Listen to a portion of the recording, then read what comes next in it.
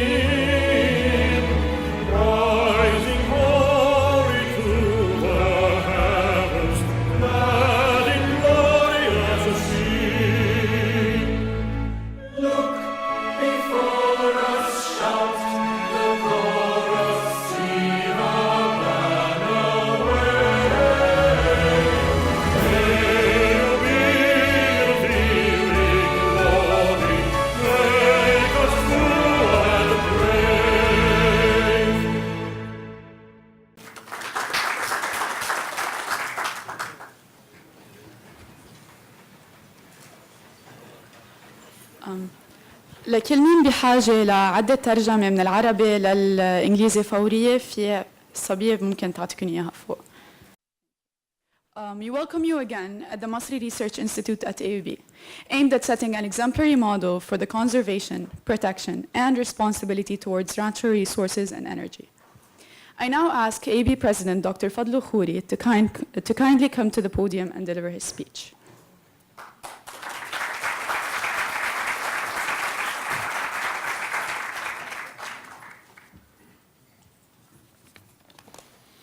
Good morning.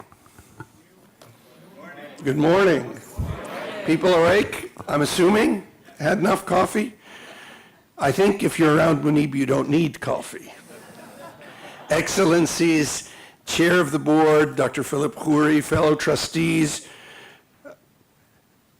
faculty, students, staff, friends, this is really a wonderful day. I'd like to start by thanking the Masri family for their continued support to AUB.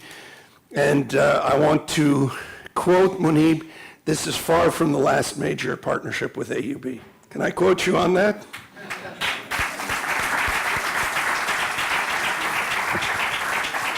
I'd like to thank the Masri family for their continued support to AUB, their commitment to our values that has culminated today with the newly named Munib and Angela Masri building, overseeing the greenfield in the lower AUB campus. Folks, this is high-rent district. Trustee Masri has been a longtime AUB supporter through his role as trustee, philanthropist, leader, and pioneer. All his contributions have come because of his desire and his commitment to contribute to the development of his regions and its belief in the region's peoples. He's played a critical role in ensuring that the building was completed on time, working pretty much daily as a construction site supervisor. You missed that part of your career. And the building is actually fully functional, as he promised, at the beginning of the current academic year of 2018-2019. It's a day to be remembered, and it is a lasting signature for the Masri family and for AUB for years to come. And I want to talk a little bit about how we came to agree on this, which I think is on a Sunday. I called May and Munib to come look at the blueprints with Bassem Barhoumi and with then Dean of the now Maroon Sam'an Faculty of Engineering and Architecture, Makram Swaidan. And I think if I can quote May, she said, it's just perfect, fine. And Munib said, okay, May likes it, go with the building. And here's the building. That was less than 3 years ago. It was late September 2015, if my memory serves me well. So this celebration today is twofold. It's to inaugurate the new Munib and Angela Masri building, and I'd like to say welcome to Angela, who visits us a little less frequently than Munib and me.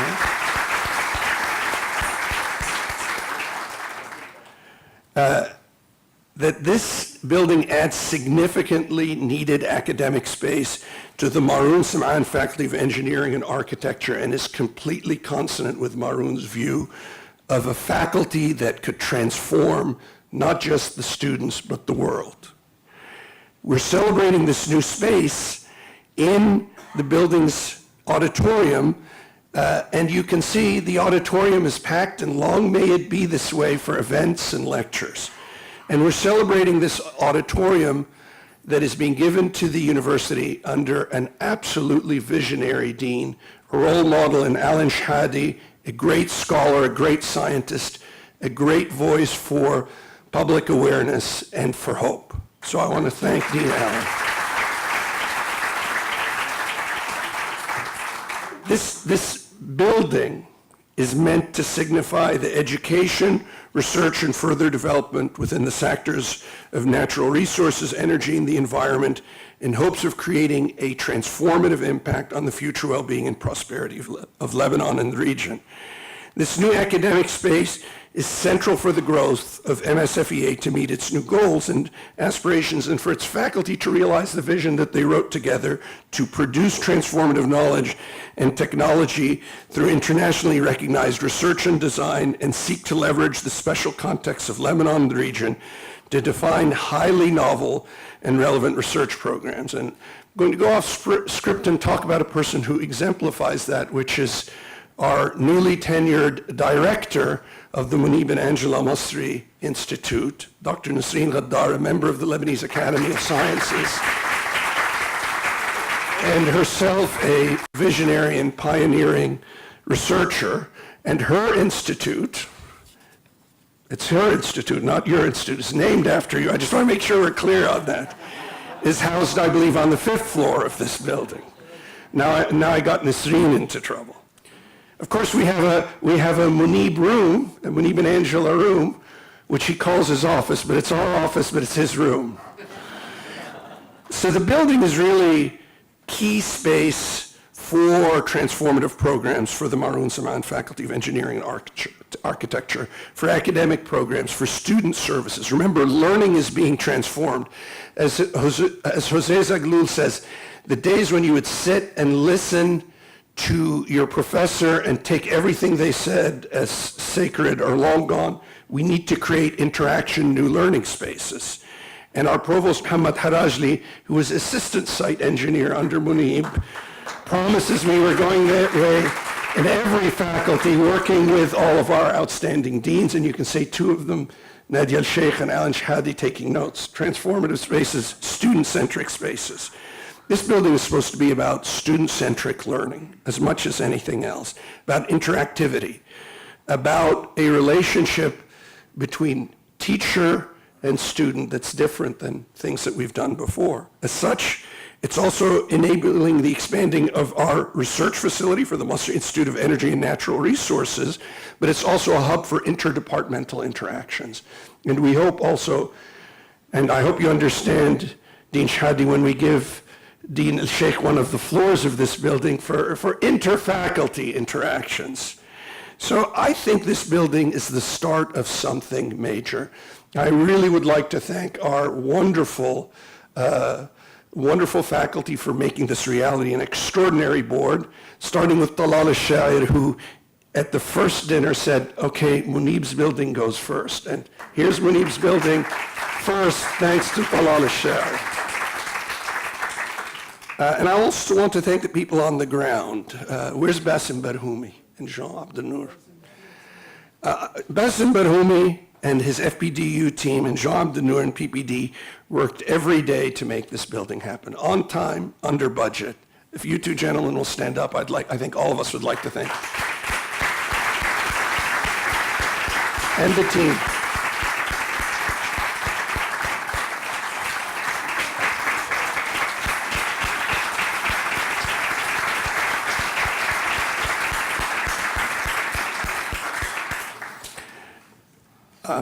I'd like to thank the provost, again, the dean. Where is Noor? I'd like to thank Noor, and where's Jalal? Please stand up.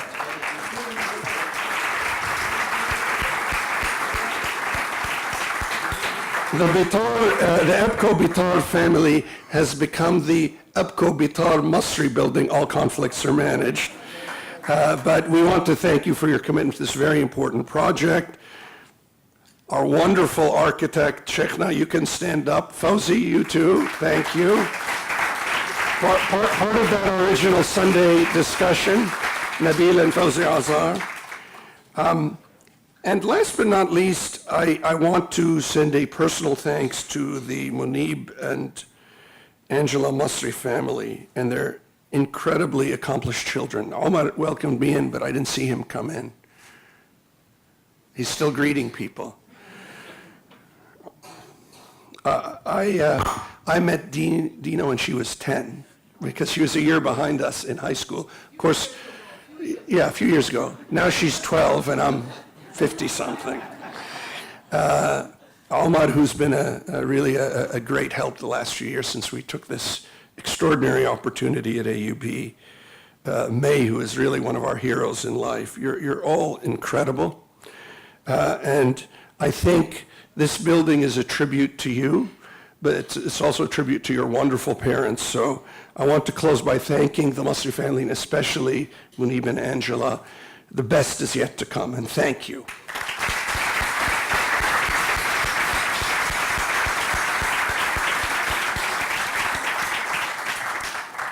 No sports analogies today, Philip. He doesn't care for sports.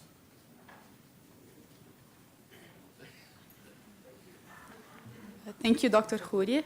Please now help me welcome the politician, patriot, philanthropist, and the beating heart of the forever beloved Palestine, Mr. Munib Masri.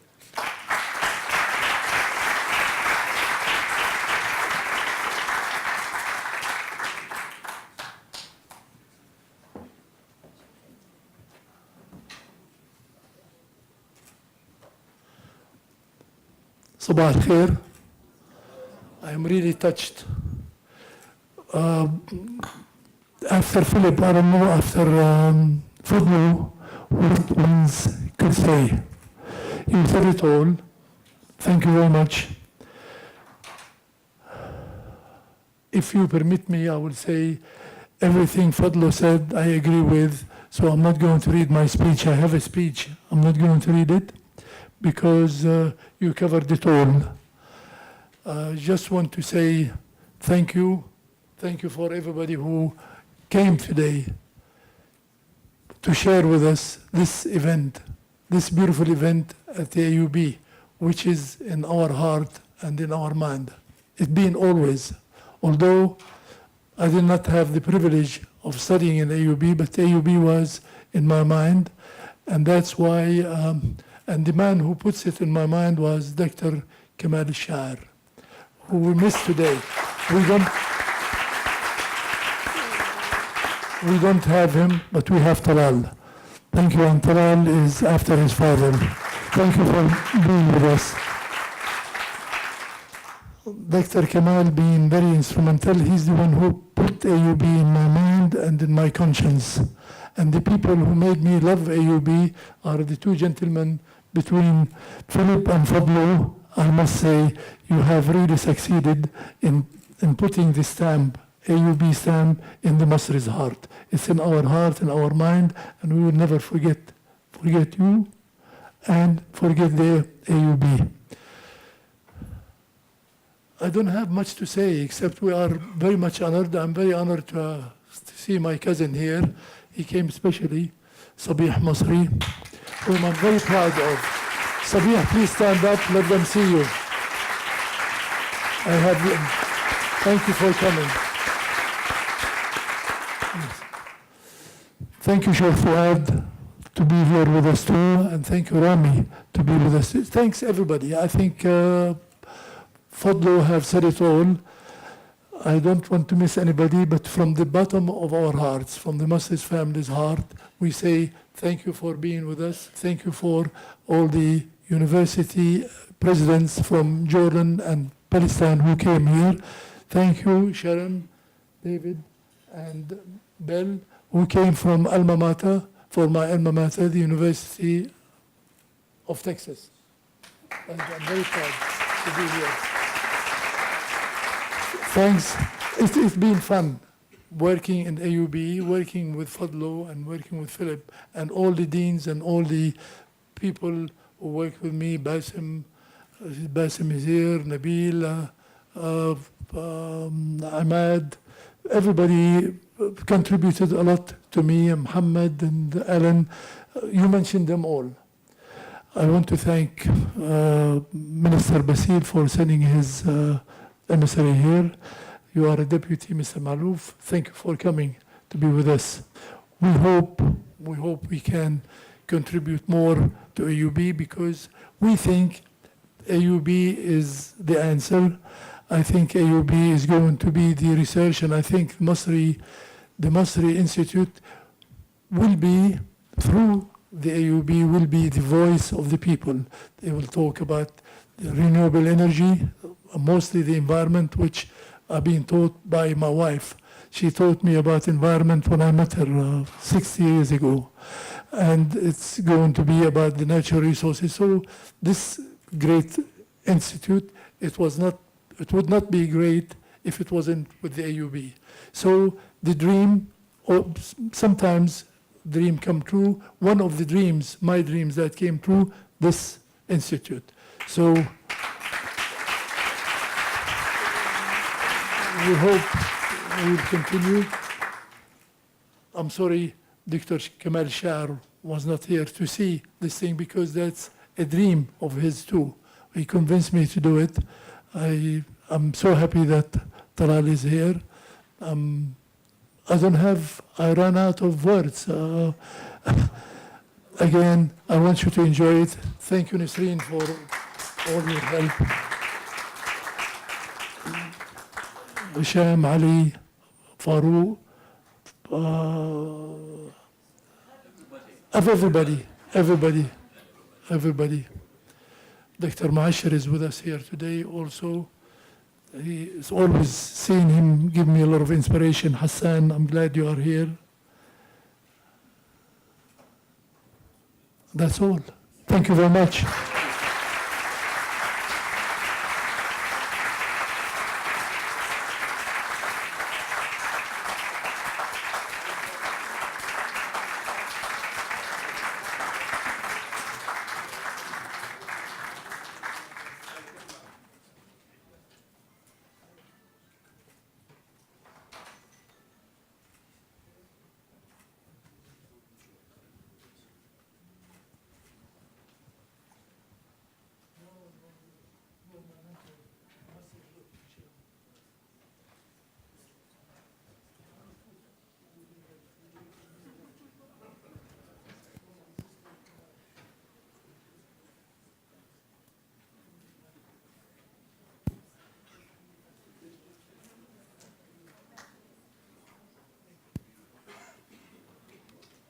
Thank you, Mr. Masri. I now ask Dr. Philip Khouri, Chairman of the AUB Board of Trustees, to come to the podium and deliver a speech.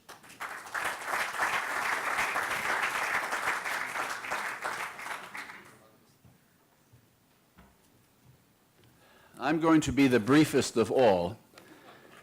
but it comes from the heart. So I am delighted, on behalf of the Board of Trustees of this great university, to welcome all of you to this symposium.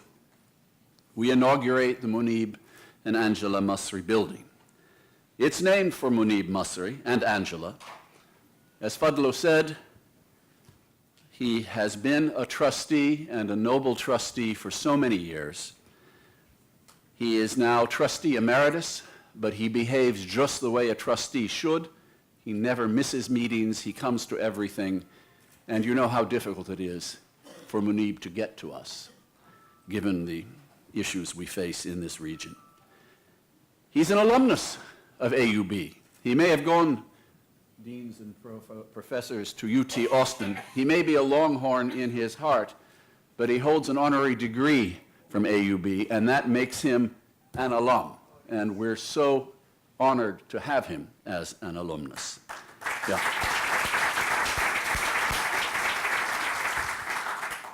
And while he and Angela may not have attended AUB formally, they have children and grandchildren, and they have made their way to this university. And we're so pleased by that.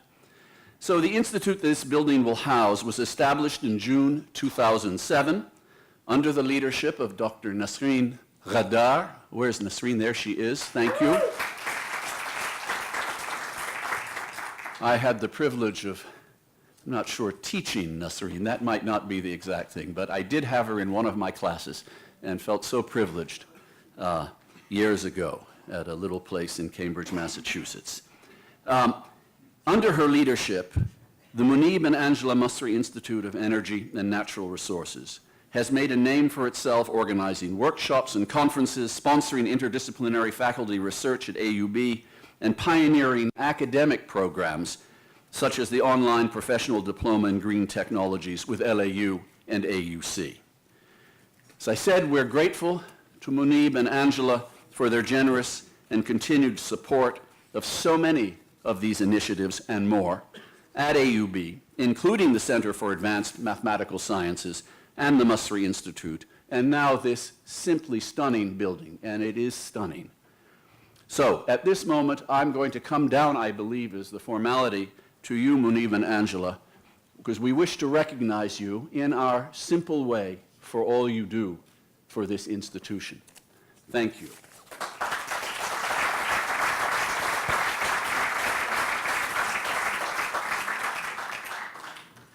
Someone is supposed to bring me something. Is that right? I think so. That's the moment. Where is the reading? Here.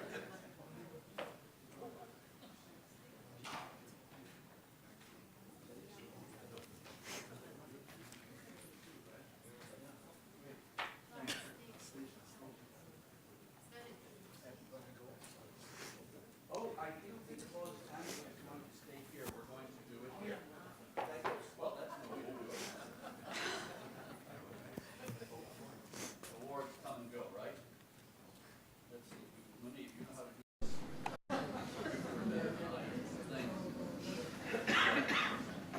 So this award, and if I might read it, presented to Mrs. Angela Pegler from Masri, in appreciation and recognition of her invaluable support and contributions to the success and advancement of the university and the empowerment of persons across our region through exemplary education and training on the occasion of the opening of the Munib and Angela Masri building, September 4, 2000.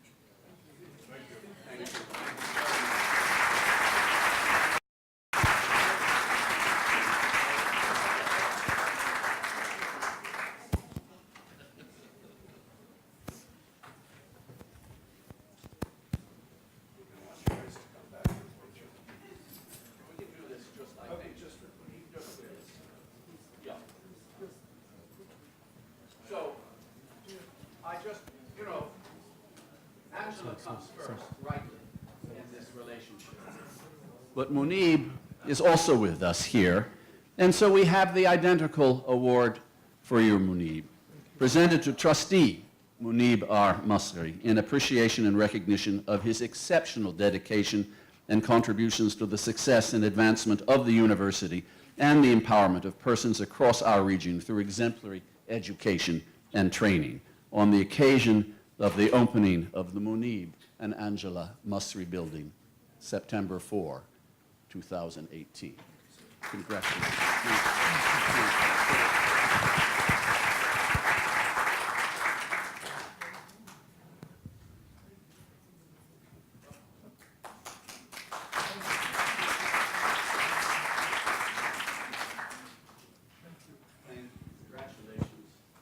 Congratulations to AUB. Aren't we lucky? Yeah.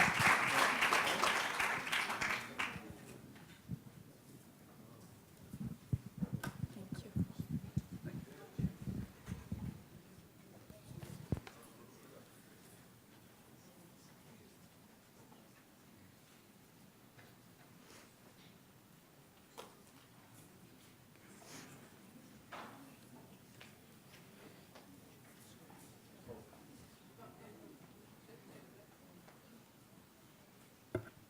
I now ask Dr. Alan Shahade, MSFEA Dean, to kindly come to the podium and deliver his speech.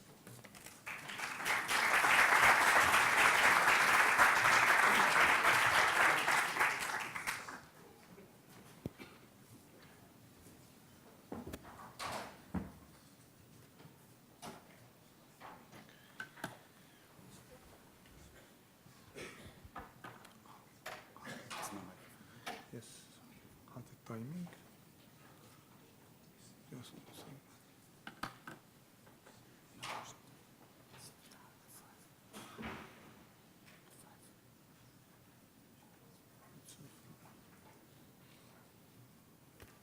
Can you all hear me? You can hear me, but not through my microphone. Well, this is a moment to highlight the good acoustics of this. Thanks. Not the good electronics, but the good acoustics. Thanks to Computational for executing so well. We have an in-house acoustic engineer, Mehran, who helped us also with designing the various features that make the acoustics so good. While Edgar is, okay, we're ready to go. So welcome everybody again. On behalf of the Faculty of Engineering and Architecture, the Maroon Saman Faculty of Engineering and Architecture,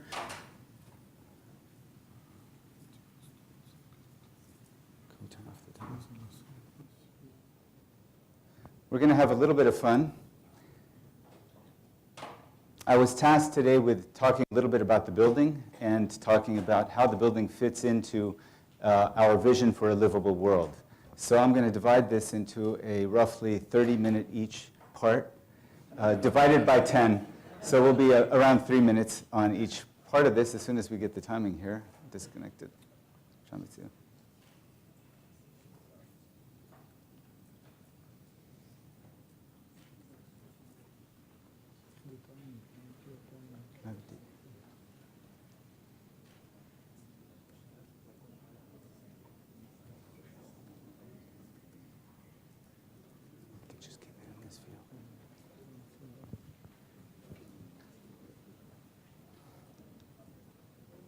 What you're looking at here, to save a little bit of time, is a part of the building that you will not see on your self-guided tour today.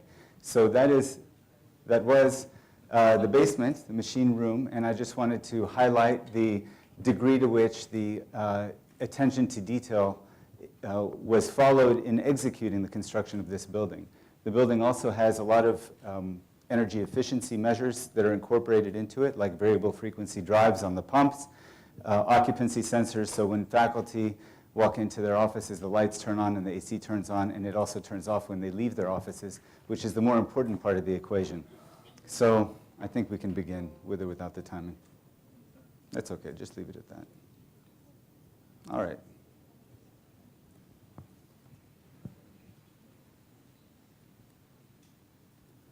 So a few features about the building I'd like to point out. It's a 3,000 plus meter squared building. It houses the Masri Institute, as you heard earlier, but it also houses the Bahat and Wadid Basatni Department of Chemical and Petroleum Engineering, which is also the first academic department named at AUB, so that's also an important milestone. It houses the Energy Studies Program, the Program in Green Technologies, the Student Services Center, computer labs and IT support, and as was mentioned by President Khoury, and I think there will be many resonances in this presentation, it was completed ahead of schedule and under budget. And one of the reasons, of course, is that we hired probably the highest paid foreman in the country, Mr. Palestine, who was never afraid to roll up his sleeves. He was never afraid to roll up his sleeves and make sure the building went on time and on progress. And sometimes he rolled up a little more than his sleeves.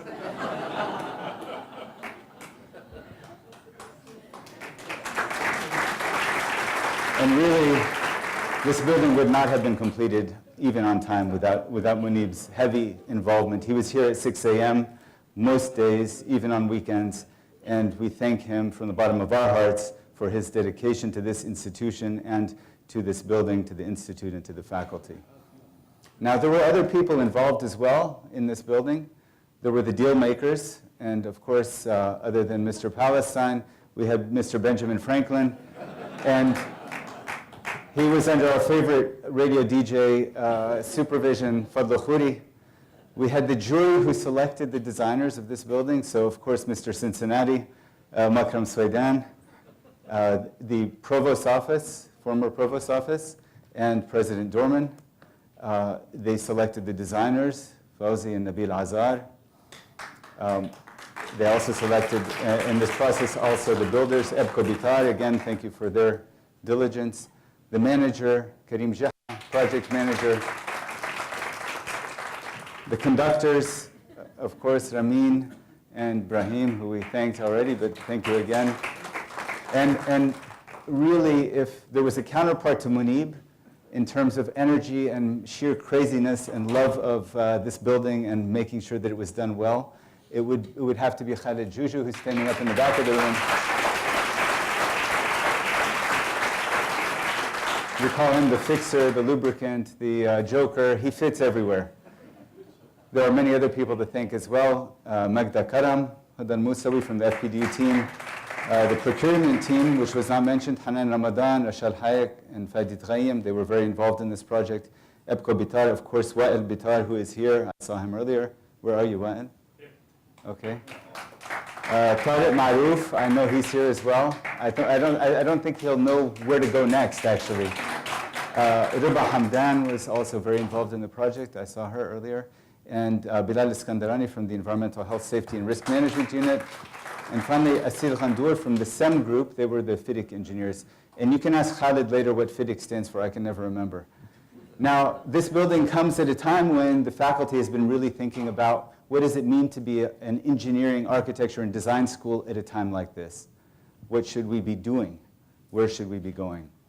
And this is particularly important with all the challenges that we face. And many people have said, is the human species conducting a natural experiment to see if it has survival value? Because there are so many different threats facing us, whether they come from threats, challenges, and opportunities, but they come from artificial intelligence, from gross inequality, from the most recent nuclear posture review. I don't know if you've read it, you probably shouldn't.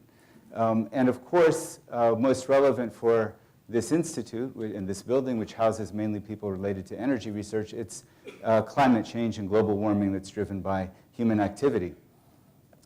So we thought about, well, if the faculty is an engine or a machine and it produces graduates and it produces knowledge, startups, and technology, how can we use this machine to make a better world, to make the kind of world that we want to live in, we want our children to live in? And so we began reviewing what is our purpose? What is the very purpose of this? It's very easy after 60 years of existence to be thinking about, to forget the purpose and to just think that it has to go on for its own sake. But we reviewed that a lot. We had many discussions within the faculty and also with our students. And we agreed that it's not a means, and it's not an end in itself, but a means towards something else. And then we thought, well, if it's a means towards helping make the world a better place, then we need to think about what are the attributes of our students, our graduates, what kinds of qualities do they need to have to make a better world? And among the things we reviewed was the balance between a professional education and a liberal education. Of course, the spine of this university has always been a liberal education, as President Khoury mentioned yesterday in the Board of Trustees. This place was a place to make doctors who were people, or who were men and women, lawyers, not lawyers, sorry, but everything else who were men and women. And the biggest change in mentality is to think about rather only than what kind of job I'm going to have when I leave this place, what kind of life am I going to live. Not only how we can do things, but why should we do things. And these are very much consonant also with Maroun Saman's vision for the faculty. So one of the attributes that we identified that was critical was for students to be able to frame problems as well as they solve them. We've been focusing for the last 50 years on solving problems and not so much on what are the right problems to solve and how do you frame that problem. So I want to give you an example of what I mean and bring it right back to energy. I took this picture on Sunday. This is from above Harajed, near Faraya, for those of you who know Mount Lebanon. And I always know, even on a Sunday, if I'm looking towards Beirut or not, very quickly, because you can see a haze over Beirut. I don't know if you notice this. It's all supposed to be blue. It's not supposed to be white and then brown. And of course, that's due to this kind of phenomenon, which doesn't happen on Sundays, but the leftovers from the previous days of the week are still there, and they make that. And if you come at this from a mechanical engineer's perspective, I'm a mechanical engineer, I might go and look at each individual car and say, well, why are these cars producing that kind of smog? Why are they producing those kinds of constituents? And I worked on that kind of problem at MIT when I was a student back, well, I was one of Philip's students in a way, at the Sloan Automotive Lab. And of course, they used to, it was a sexist term, but I'll say it anyway, we were boys with toys. And in the lab, we always had all the highest tech equipment that's available in the world. This lab was probably the nerve center for engineering research in the automotive technology sector worldwide, most famous place. And so we tackled that problem that I showed you in the previous slide by looking at the details inside the engine. We made engines that were made with quartz so that we could shine lasers in them and get into the deep crevices of the engine and understand it. One of the problems I worked on when I was a master's student was why a droplet of fuel would dribble into the cylinder from the intake valve. Okay, so we were looking at the details and the small incremental changes. We would be happy if we had a 1% increase in efficiency of the engine. At the same time that we were doing that, in Curitiba, Brazil, an architect by the name of Jamie Lerner was just installed as mayor by the dictator of the country at the time. And then he later became the most popular mayor in Brazil and was re-elected 3 times. Curitiba is a city that's about the size of Houston. It's got an annual budget that's about 1/15 that of Detroit. And it had all the problems that we face here in Lebanon. It had the garbage crisis. It has air pollution, traffic, you name it, crime. And Jamie said, well, why aren't people using our buses?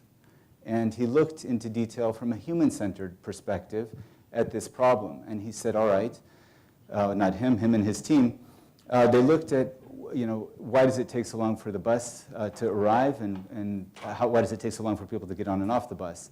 So he separated. He thought about it from the human experience perspective. He said, when people get to the bus pulls up, they have to step up. Some of the older people take time to step up, and they have to wait for people to disembark. They also have to buy the ticket, so the driver is waiting until he sells all the tickets so that the bus can take off again. So this is one intervention that they did. They created what's called the tube station.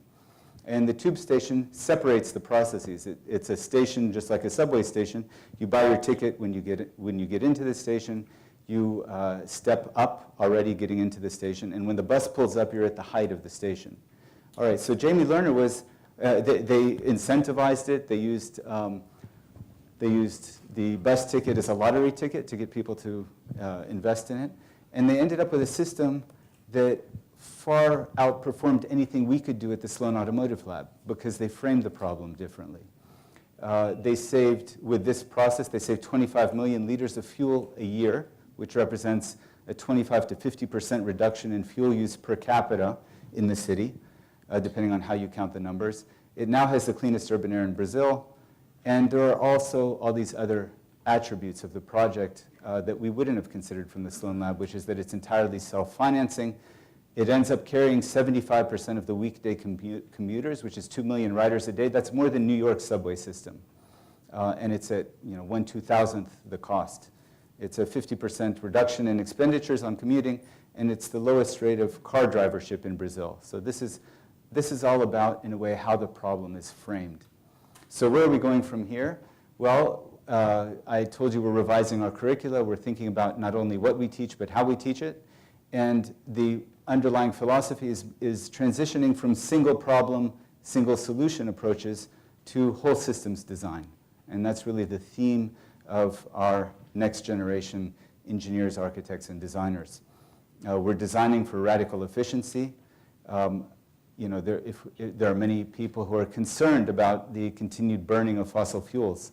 And perhaps the best way to do that is not to protest in front of Exxon's headquarters in New York, but to make fossil fuels irrelevant. And that's Buckminster Fuller. I leave you there with a quote: "You never change things by fighting existing reality. To change something, build a new model that makes the existing model obsolete." And that's very much what's happening. If you look at the price of renewables, photovoltaic cells have gone down in price 80% in the past 5 years and are seriously becoming competitive with all other kinds of energy. So thank you again, Mr. Palestine, for all you have done. And thank you all for being here.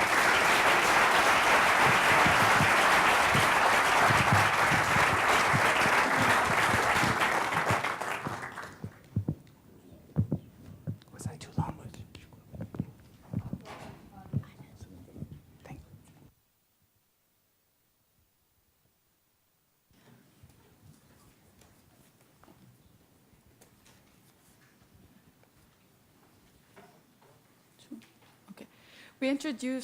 We now ask Dr. Nadia Sheikh to come up to the podium and introduce the distinguished speakers, please.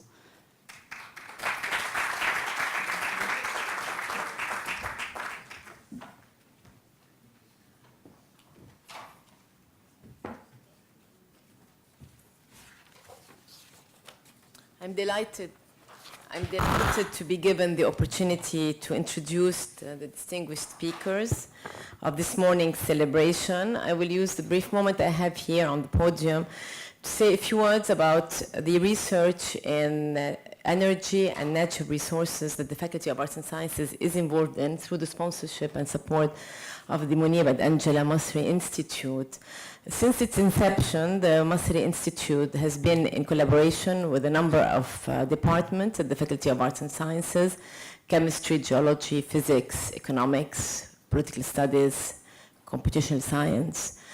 18 faculty members from the Faculty of Arts and Science have received more than 30% of financial support, research financial support, from the Masri Institute, covering a wide range of topics, such as enhancement of solar cells efficiencies, biodiesel production, assessment of regional energy supply in electricity and transport, just to name a few.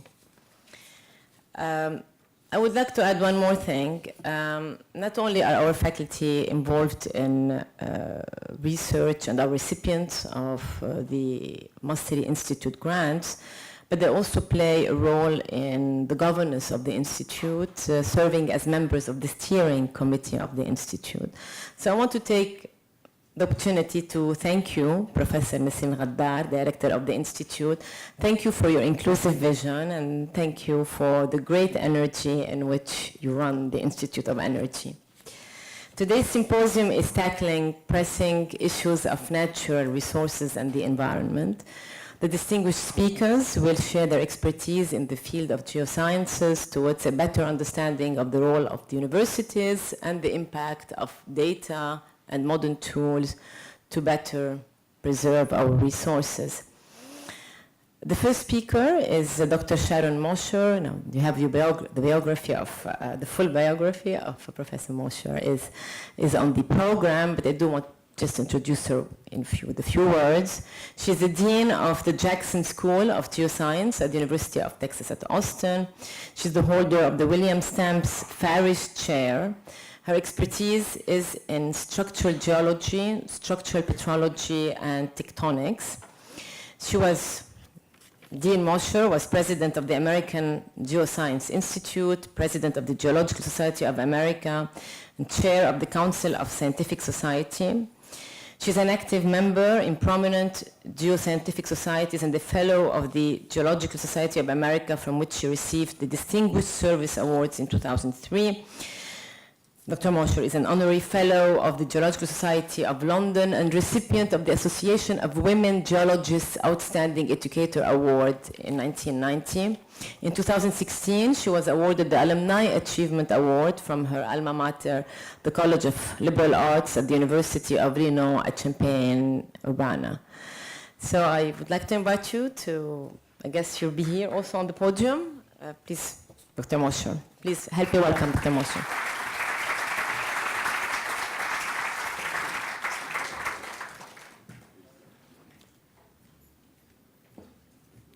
Which one? The presentation? It's the blue one. Blue one? Yeah, that one.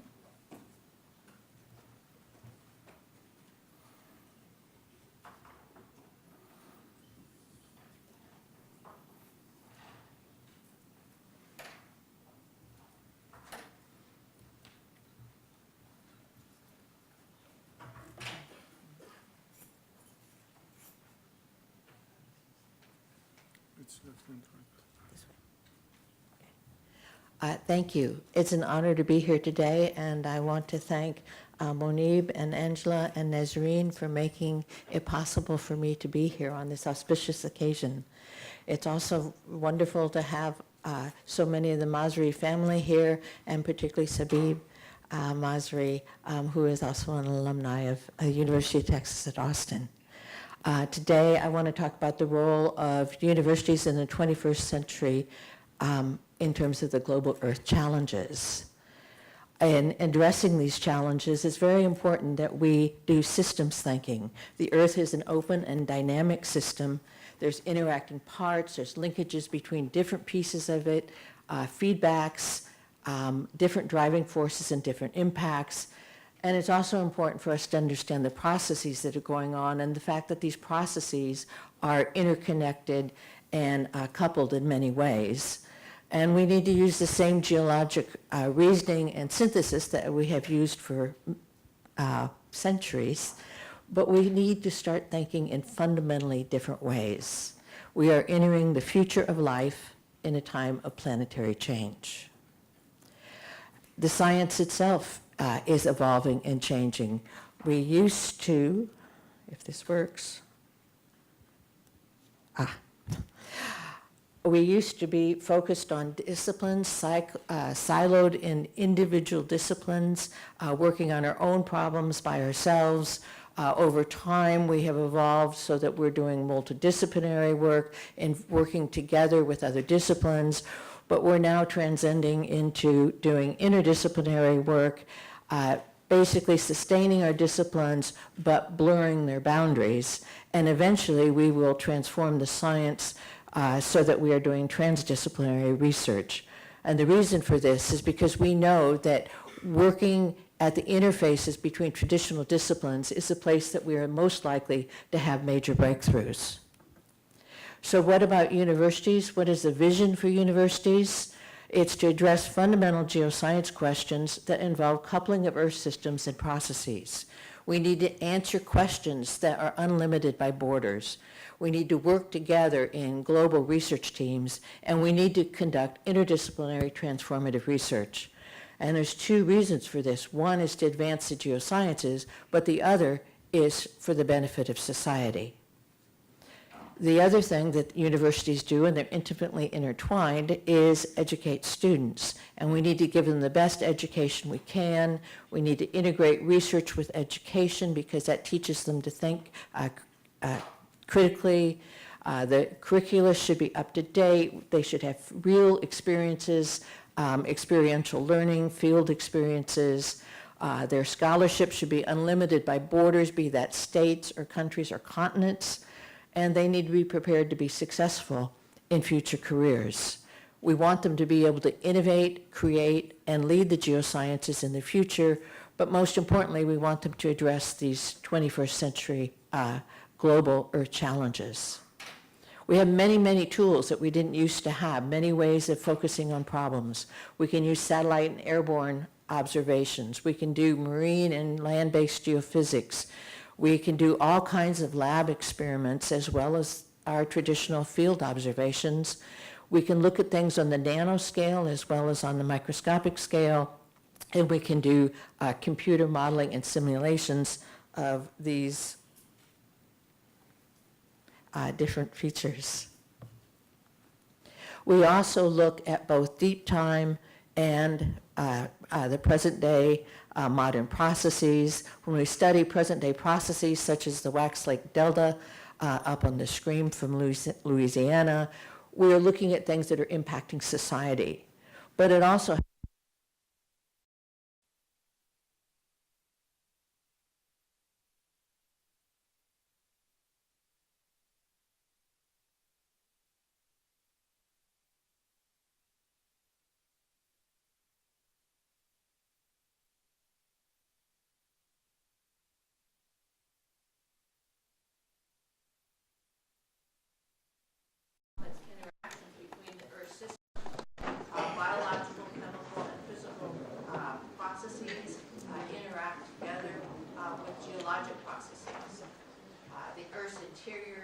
surface, the hydrosphere, the cryosphere, the biosphere, the atmosphere, all interact together. And it's critical to understanding these Earth processes for us to be able to make advancements. You can still hear me? Yes. So I just want to give you a quick example of how these sensors complexly interlink. Example comes from looking at both poles. If you look at the Arctic is warming at twice the global rate of anywhere else.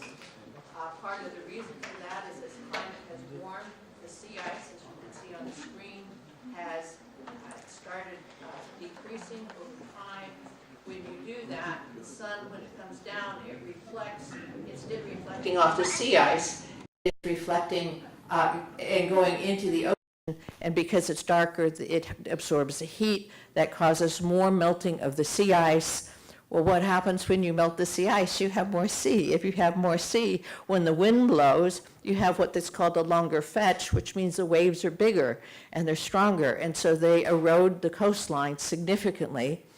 What else happens is you flood the permafrost. As the permafrost is flooded, you give off methane. As you put methane into the atmosphere, you make it again, the climate gets hotter and hotter, so you start this circle that goes around and gets to the point that you can't stop it. If we go to the other pole, it's quite different because the polar ice cap is on land. If it's on land, you're not having the same effect in terms of the heating of the ocean, but the warm ocean currents come down and they come under the ice sheet and they start melting from below. And when they start melting from below, then you start having faster motion of those. And most importantly, you have a grounding line where those things are attached.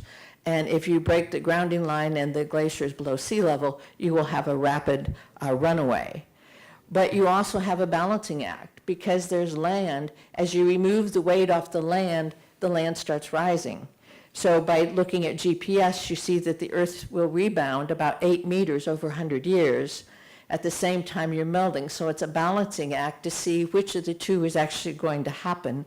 If the Thwaites Glacier, which is on the western Antarctic, goes, you have 1 to 2 meters of potential sea level rise.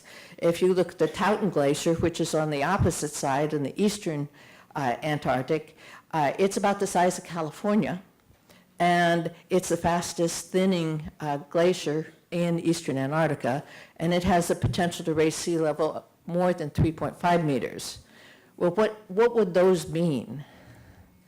Well, here's New York City at the top with 2.5 meters of sea level rise. It would obviously be a disaster. We'd have a Venice in North America. The map below is Beirut with 3 meters of sea level rise. The blue parts are the parts that would be underwater. Of course, we know that when you have storms that come into the region, you get a sea surge, which is even greater as the sea level rises, and it can cause devastating effects to cities. This is what happened when Hurricane Harvey a year ago hit Houston. If you look, the picture there on the, you're right, that's downtown Houston. You're looking at two major highways, the one that's obvious and the one that is underneath. And you get devastating effects. And one of the things about Texas and many arid and semi-arid regions is that you have this balance. You're either in a flood or you're in a drought, and often a very severe drought. And in Texas, the western part is always in a drought of some sort, and the east is usually wet. But both of them have both of these factors happening at back and forth, and the dry line is actually moving eastward. Now, most of the effects that we're seeing in terms of the droughts and the increase in storms and flooding is because the climate is changing. But people also have a major effect on this as well. This is a good example from Madagascar. From 1981 to 2002, 80% of the island was deforested, which caused major erosion, and you can see how the delta has gradually gotten longer and longer and goes out into the ocean. And it also caused desertification because you were removing all the trees, you were removing all the soil, and it had far-ranging consequences with both political and economic ramifications. Now, a lot of desertification is occurring around the world, and it is because of climate change and severe lack of rainfall, but we as people also contribute. We have overgrazing, deforestation, as I just mentioned, poor soil conservation, development of cities on agricultural land, and that often leads to fires as well. Now, there's things we can do to mitigate those effects in terms of water, climate, and agriculture. For example, in the Texas Panhandle, we're changing the crops from things that are water-rich to things that don't need as much water, so cotton to wheat or corn to sorghum, or actually building wind farms. You can also change the way you irrigate. Instead of spraying the water up into the air, have it focusing downward, or having soil moisture monitoring so that a wireless signal goes to the rancher or the farmer and he can see whether he needs to irrigate or how much he needs to irrigate.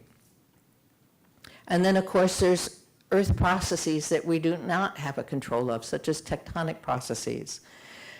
For example, the Arabian plate is moving northwestward. The Anatolian plate is moving into the Mediterranean. You have major earthquakes. For example, there was a 7.6 magnitude earthquake in 1999 to the east of Istanbul, which killed over 17,000 people. If you look at Lebanon, because of the motion of the Arabian plate, you have both strike-slip motion as well as thrusting as the strain is partitioned into two different sort of fault systems. Elsewhere, in addition to earthquakes, you have tsunamis and volcanoes, and these can have global consequences. A good example is Japan, where the Pacific and the Philippine plate are subducting under Japan. In 2011, there was a 9 magnitude earthquake which caused extensive devastation, as well as the major tsunami that flooded the Fukushima nuclear plant. The global consequences are obvious and also not obvious. One of the consequences was, of course, there was a tsunami, and the tsunami affected all of the Pacific as well as the Pacific Rim. You had associated volcanoes, which affected air traffic. but it also, the ash going into the atmosphere has an effect on the climate itself. But probably the most profound, long-lasting impact was the fact that the nuclear plants were flooded. And that caused Japan to stop all of its nuclear plants. They're now investigating drilling for methane hydrates, and it stopped nuclear energy pretty much across a lot of the world. Certainly the US, there was an idea that we were going to switch to nuclear energy, and that is totally off the table at this moment. So until we understand plate boundary processes and the interaction with the mantle, we are not going to be able to do things to help predict or mitigate the effects of these tectonic events. We also need, as researchers, to offer a balanced perspective on society's dual needs as we make the transition from fossil fuels to renewable energy. We need to make sure that the public has a really good understanding of the various issues.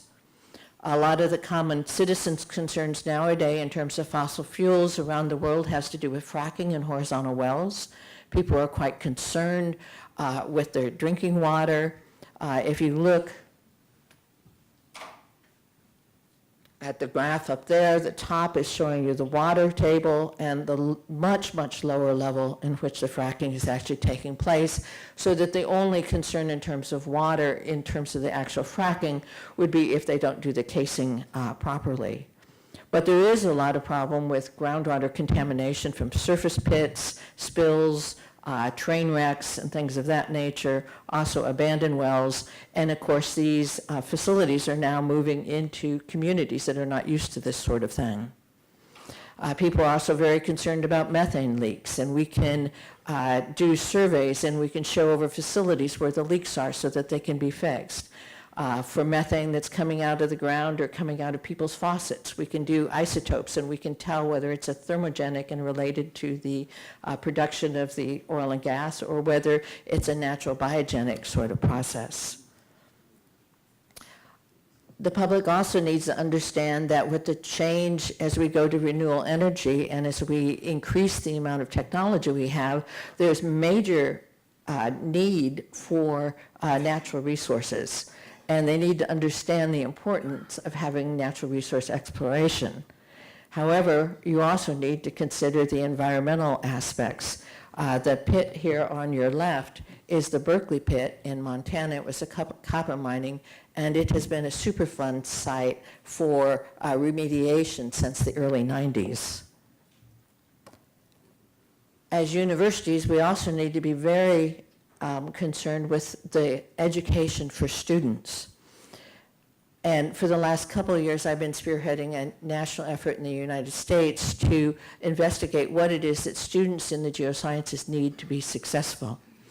And working with geoscience employers across the entire spectrum, we know that students need to do systems thinking, they need to understand processes and global reasoning, geologic reasoning, and synthesis, the things I've been talking about, but they also need strength in a discipline as well as the ability to work across discipline boundaries. They need to be able to solve problems in 3D as well as add time and do 4D. They need to understand the difference between things that are important in terms of geologic time versus real time. They need to understand scale and spatial relationships and learn to think critically. But most importantly, they need to learn to take their skills and use those skills in new settings. They need to be multidisciplinary or interdisciplinary and take those approaches towards problems. Most people in the field now have to deal with big data. They need to be able to model, do statistical analysis, but they also need to be able to integrate large data sets of different kinds. The example I show here is a 3D seismic line and looking at the flow of different kinds of molecules through specific layers. They also need to be able to do cross-disciplinary teamwork. Another thing that's quite important is quantitative and computational skills, the ability to do modeling. They really need to have a lot of higher level math so that they are capable of dealing with the kinds of problems that they will need to work on. If we look further, they also need communication skills. They need to be able to write and to speak, and they need to be able to do this to all audiences, whether it's people in a boardroom, whether managers, whether they're talking to politicians, they're talking to their peers, or they're talking to the public. And they also need to learn to listen, which is something many people do not do. They need interpersonal skills. They need the ability to work with people, well, people they don't like. They need to work with people with different personalities, different viewpoints, different backgrounds, and different cultures. And there's more business involved. It's great to be a scientist or an engineer, but if you're going out in the real world, you have to be able to deal with business and their social interactions. You need to know something about economics and law and business practices. You need to be able to calculate risk and ethics. You also need a global outlook. We live in a global world. And you need to understand the societal relevance of the things that you do and the implications for what you do, because that is critical to making informed decisions about what we need to be doing in the future. And one thing I have realized is as the workforce has changed, we must change what we educate our students about, but also how our students learn and how they're educated. So in addressing 21st century global Earth challenges, there's a number of things that we as university faculty and as citizens need to do. We need to understand processes and interactions. We need to predict the outcomes and the cause and effect. We need to reduce or quantify the amount of uncertainty in terms of what we know. And most importantly, we need to develop science-based strategies for meeting the energy, water, and mineral resources of our growing future population, as well as mitigating the environmental effects and also any unintended effects. We, of course, have to train the next generation, and we need to be able to effectively communicate to stakeholders, policymakers, and so on, the complex options that they have, so we can influence them to use informed data and knowledge in making their decisions. Why universities? Well, we do fundamental research and we do societally relevant research. We integrate the research with the education for the future generation, and we're flexible. We can capitalize on breakthroughs in emerging areas. We can collaborate across disciplines and institutions and countries, and we can collaborate with industry. We also can cultivate the interdisciplinary expertise in research and education, develop centers of excellence, such as the Masri Institute here at UAB.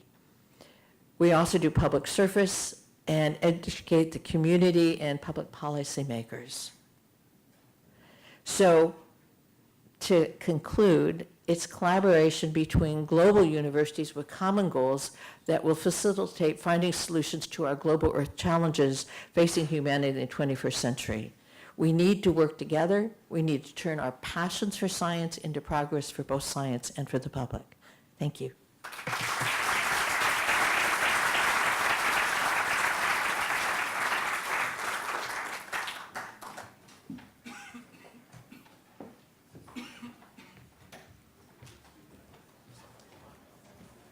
Unfortunately, we are running late, so we won't be able to take questions, but perhaps you can discuss things with the speakers over lunch.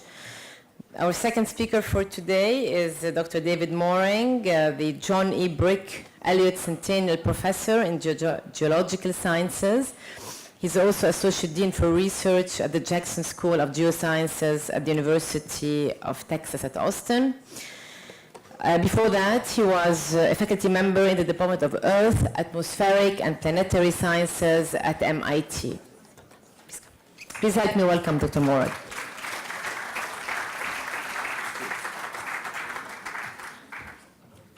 Which one? It's the next one. That one there, yeah. Well, I'd like to begin by acknowledging what an honor it is to participate in the opening of this beautiful building for use by the Masri Institute for Energy and Natural Resources and the ABU School of both Engineering and Architecture. Okay, that's going to allow me to walk around. That's dangerous. Well, good. So what I'm going to do in the next few minutes is to build on some of the ideas that Dean Mosier just talked about, and to give you a sense of where I see monitoring of the Earth and understanding of the Earth system is going, and then what that means for both young faculty, like my colleague here, Daniela Rempe, and for all of the students that we're training to better understand the linked Earth system so that we use the resources that we have as wisely as possible. But before I talk about where I think we're going, I want to give you a sense of how I developed these ideas by sharing with you the project that really got me into integrated Earth surface understanding and modeling. And this, the scientific question arose in the state of Louisiana. This is the southern portion of that state. This is the Mississippi River Delta right here. I've been working in this area for about 17 years. That work was really accelerated when Hurricane Katrina came in and devastated both New Orleans, that you see right in this area, and the environs. And we put together a team of geoscientists, engineers, oceanographers, ecologists, and economists to try to see what we could do in this environment that ended up being not particularly resilient. What you see here is a map that has some colors on it. All of this red is land that has been lost in the last 80 years. If you add up all of this area, it's about half the area of Lebanon. So this is, in 80 years, we've lost half the area of Lebanon in this particular state. This is a pretty substantial crisis, and the hypothesis was, why don't we reconnect the river, the Mississippi River, which for reasons of flooding and for commerce had been levied and had been sort of disconnected from the delta it was building, and why didn't we figure out a way to take advantage of the transport system that is the river itself to build new land, to at least match land loss. We're never going to regain all that land, but at least to match what is continuing to be lost. So within this area that is largely red, there is a little bit that is green right here. And this is about 300 square kilometers of land that has been built in the last 30 years. And it's been built naturally. People haven't done anything to make it happen. So we wanted to go there to understand how to build land, and then how to take those learnings and if we could gain confidence in them and apply it to major nature-based engineering projects throughout the state. Well, it all looks so manageable when you're looking from a satellite, but when you're actually out there, it even looks sort of manageable when you're in an airplane flying over the area. But when you're actually out in the delta itself, it is hard to get around. You know, this is 100 square kilometers of water and land that you're mostly wading most of the time. And so how do you understand a system like this? How do you instrument a system like this? It became very clear that very early on that we needed to couple models and observations very, very completely in order to use the models to guide where we made our observations, and then to use our observations to make better models. And so you saw right here a numerical model looking at dispersion of a tracer across the delta. You can think of that as sediment. We wanted to understand when that sediment was contained within the channels and when it was not, to better understand the growth of this system. And so right away, one of the things that I want to take away, or hopefully have you take away from this presentation, is that these models and observations are linked. And if we continue to train our students in how to build both of those and link them, we will end up with wiser uses of our resources.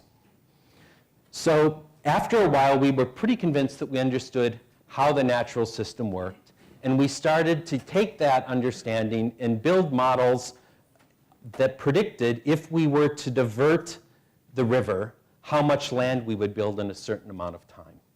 And at that point, I actually felt that we were done, because I was trained as a scientist, and we had gotten to that point. But of course, we were far from done, because the next thing to do was to actually ask, well, okay, you can build a certain amount of land, but what is the cost of doing that? What is the cost-benefit ratio of doing those things? So that involved working with the economists to understand that. And this graph right here, which just shows land built and relative cost, is one of the final scenarios showing the assemblage of different diversion types that would build a certain amount of land. And so then I thought we were done. But of course we weren't done, because then we had to communicate this effectively with the community that is actually doing this work. And those are all of those steps are what we need to do to really move forward in our stewardship of the Earth's surface. All of this is a challenge because on top of just understanding those linkages, we have the constant increasing pressure of a growing population. I live in the state of Texas. Texas is predicted to nearly double its population in the next 30 years. And so the connectedness between water and energy and land use is all being stressed by more and more people wanting to take advantage of those resources.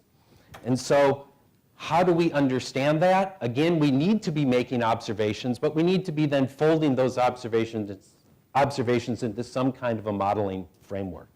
And this is just an illustrative example of a well-known linked energy, water, land use model from the University of Cambridge.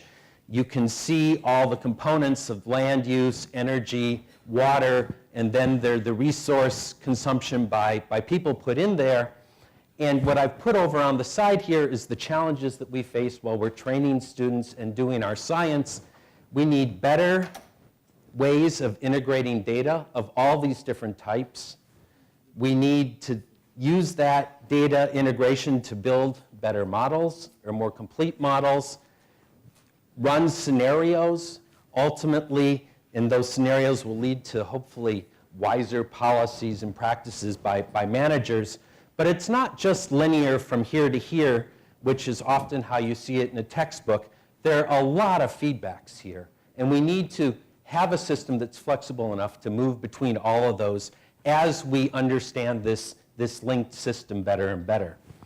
All of this happening while populations are putting a greater and greater pressure on the resources that we have and on the land from which we take those resources. So here is a series of photographs from the state of Texas. Here's a large solar energy farm in West Texas. Here you see both traditional hydrocarbon extraction and renewables associated with wind. Here we see the biggest use of land in Texas is actually through agriculture. And if we don't do this wisely, it ends up producing things like this dust storm that's just about to hit Midland, Texas that you can see right here. So these each have impacts, and we need to both understand what those impacts are and understand what this change really represents and what that means in terms of the ecosystems that we live in. And this is one of my favorite maps of the 48 states of the US to really highlight how much we use the land. This is showing us roughly 2,100 watersheds. So these are little drainage areas that are connected by surface water flow. And the color coding tells you how much of these drainages lies further than essentially 3 soccer fields from the nearest road. And what you can see here is that there is a lot of green and blue and not much in the way of the hot colors. That means that over most of the US, more than 50% of the land is within 3 soccer fields of a road. So we have segmented our environment in a way that makes it very hard, certainly for the natural ecosystem, to adjust to perturbations. And we need to realize that and then have strategies to overcome the loss of resiliency associated with that segmentation. Another way to look at how stressed the land that we extract resources from really is in a plot something like this. Again, this is for most of the state of Texas where I live. What you see here is based on 1 kilometer pixels, what portion of the landscape is altered, so is no longer natural. And there's a lot of this dark red color here, and these are areas that have basically almost completely been altered by human intervention of one kind or another. Most of this alteration is associated with agriculture. That's the big one here.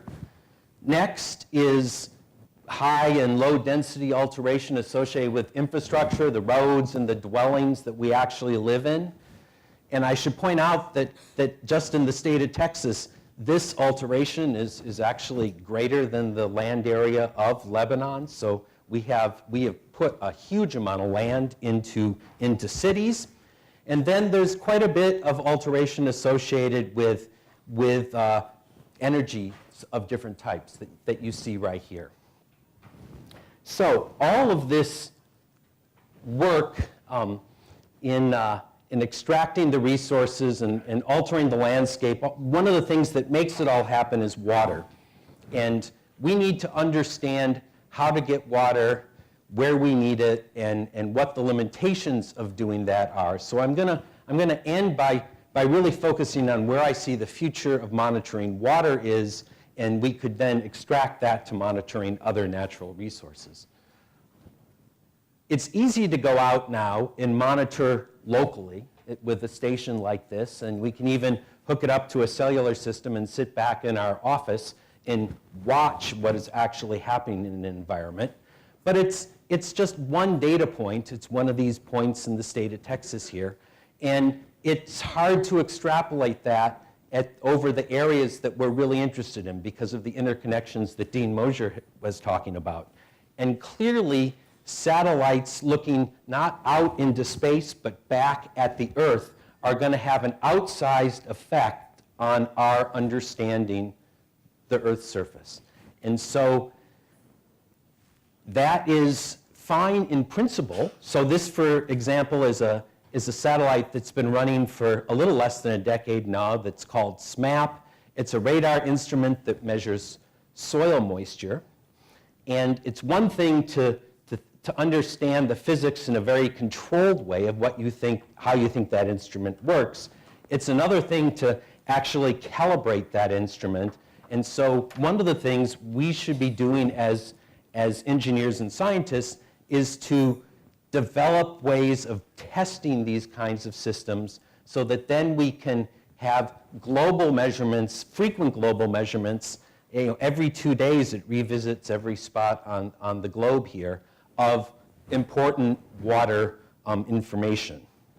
And here's an example of what has come out of our attempt to calibrate this particular satellite. Actually, it's not the SMAP. I talked about SMAP when I was here in April. This is a satellite called the GRACE satellite.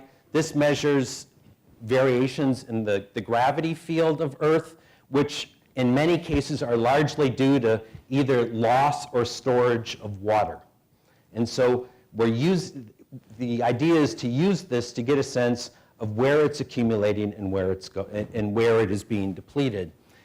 But again, in principle, that makes sense. How do we actually test this? Well, we test this by comparing the solutions to this physics problem, which is the blue line here, which looks at anomalies, either wet periods up here or dry periods down here where water is being added or being removed. That's the blue line. We test that against an ensemble of measured water soil moistures, which you see here in red. And you can see that the agreement is really quite good, and it gives us confidence in using an instrument like this. In fact, it suggests that this instrument is almost as accurate as our ensemble averages are. So it's giving us a new way to actually look at the Earth. And this is important because, well, what just happened? Okay. This is important because we are more and more regularly using global models to make predictions about what we expect change to be moving out into the future. And the question we need to ask ourselves when we use those models are, how accurate are those models? And we're asking a lot of them, because it's one thing to use a model to say, here's what we see right now. It's quite another thing to say, not only here's what we see right now, but here's what we expect the change to be. So let's test that. And how do we test that? We can use satellite data from the GRACE instrument that I just talked to you about. And it's been running now for a little over a decade. So this is a decade of change data from 186 river basins, which is about 60% of the Earth's surface. And the hot colors here are areas where total water has been lost. And the blue colors are areas where total water has been gained. So the question is, how well are numerical models doing compared to these direct measurements or direct estimates of the water storage or depletion on the surface of the Earth? And so this has been compared, the GRACE data, which again is the satellite data, has been compared to 7 of the most commonly used global models. And here's just one of those outputs. And a couple things to notice right away here is that the intensity of the colors between the two is not particularly strong. And alarmingly, in some of the most important drainage basins, like the Amazon right here, the sign is wrong. You know, here, the GRACE suggests that we're gaining water in the Amazon, but the global model actually suggests that there's depletion going on. And likewise, in the Arctic, there's a switch in sign here as well. So it's a word of caution and an opportunity that as we move forward, our understanding of what to expect due to climate change and other human-induced modifications is still not very well known. And our best models for predicting those things have poor agreement with the kinds of data that we have to test them against.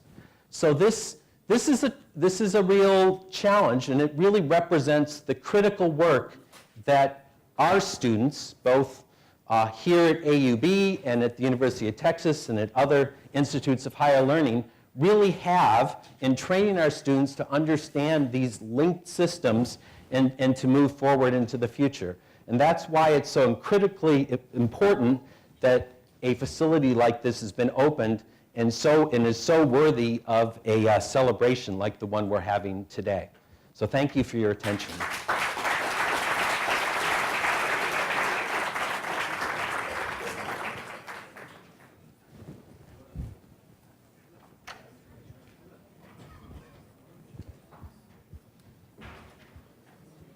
Thank you very much, David.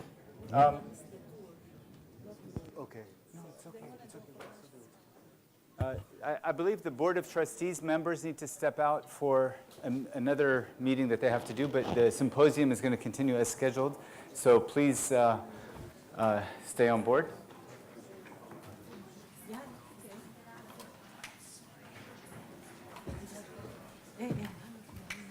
ايه خلص انا we're gonna skip this we can go up for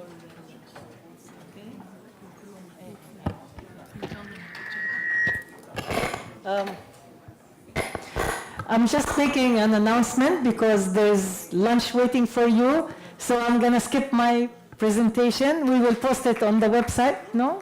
You want me to continue? Okay. I'll do it in 3 minutes. If you allow me, I'm known to speak very fast. So all what I want to say, what do we want to do in the Masri Institute? You've already read in the brochure who we are, when the inception of the Institute, what we aim to, and what we aspire to.